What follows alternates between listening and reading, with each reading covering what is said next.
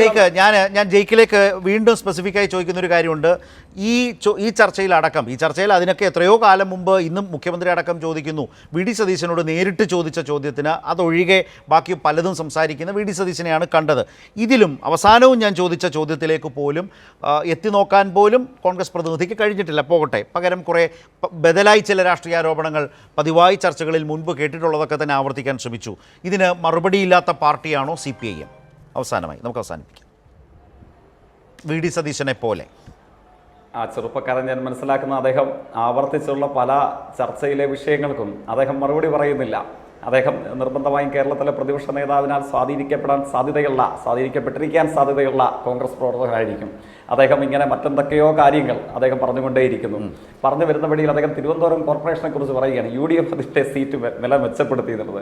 യഥാർത്ഥത്തിൽ കേരളത്തിൽ ഈ പ്രതിപക്ഷ നേതാവിൻ്റെ നേതൃത്വത്തിൽ RSSുമായി നടത്തപ്പെട്ട ഏറ്റവും പ്രധാനപ്പെട്ട ഡീൽ, അവർ പരീക്ഷണാടിസ്ഥാനത്തിൽ ഗംഭീരമായി നടത്തിയ ഡീലിന്റെ കേന്ദ്രമായിട്ട് ഞാനതിന്റെ വിശദാംശങ്ങളിലേക്ക് ഒന്നും പോകുന്നില്ല.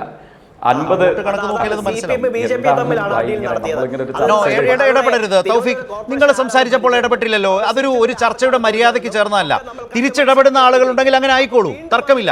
പക്ഷേ ജയ്ക്കോ ഒരു ഘട്ടത്തിലും ഇടപെട്ടിട്ടില്ല, ശ്രീ സജീവനും ഇടപെട്ടിട്ടില്ല. താങ്കളുടെ അവസരം കഴിഞ്ഞു, അത് അവരുടെ അവസരമാണ്. ജയ്ക്കോ പ്ലീസ്. സോറി. ചർച്ചയിൽ ഇപ്പോൾ എല്ലാവരുടെയും അഭിപ്രായങ്ങൾ പ്രേക്ഷകർ കേൾക്കണമല്ലോ. നമ്മൾ ഓവർലാപ്പ് ചെയ്ത് ഇടപെടുന്നത് ഒരു ചർച്ചയുടെ സുഗമമായ നടത്തിപ്പിന് ഗുണകരമല്ല. അപ്പോൾ എന്തായാലും തിരുവനന്തപുരം കോർപ്പറേഷനെ പറഞ്ഞതുകൊണ്ട് അതിനെക്കുറിച്ച് ഒരു വാചകം പറയാതിരിക്കാനാവില്ല. 50 വാർഡുകളിലും മറ്റാണ് BJP വിജയിച്ചിരുന്നത്.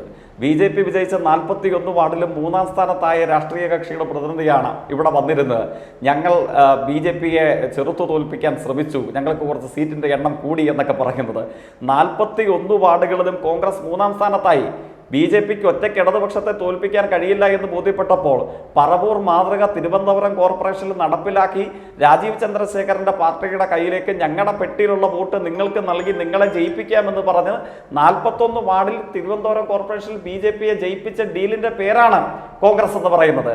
അതിന്റെ നേതൃപദവി അലങ്കരിക്കുന്ന രാഷ്ട്രീയ രൂപമാണ് UDF എന്ന് പറയുന്നത്. നിങ്ങളത് നിർബാധം തുടർന്നുകൊണ്ടേയിരിക്കുന്നു.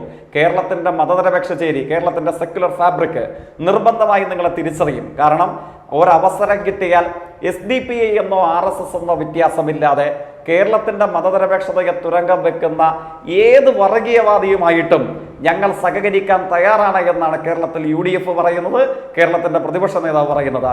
ആ രാഷ്ട്രീയം നിർബന്ധമായും കേരളം ചർച്ച ചെയ്യും. കാരണം എന്താണ്? ഇവരുടെ തെലങ്കാനയിലും അവശേഷിക്കുന്ന കർണാടകയിലും ബുൾഡോസർ ഉപയോഗിച്ച് ഇടിച്ചു നിരത്തിയ മതന്യൂനപക്ഷ വിഭാഗത്തിൽപ്പെട്ടവരും പട്ടികജാതി പട്ടികവർഗ വിഭാഗത്തിൽപ്പെട്ടവരും ഒക്കെ ഇപ്പോഴും കോരിച്ചൊഴിയുന്ന മഞ്ഞിലും ഈ കത്തുന്ന വെയിലിലും ഭവനരഹിതരായി തുടരുകയാണ്.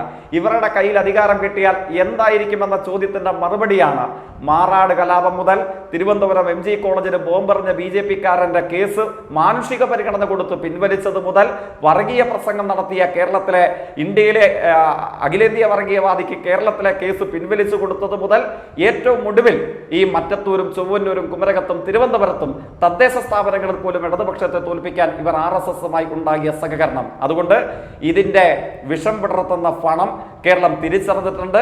അതിന്റെ പ്രധാന രൂപമായിരുന്നു 2006 വിളക്ക് കൊളുത്തൽ. അത് ഇതിനോടകം ചർച്ചയായി കഴിഞ്ഞിരിക്കുന്നു.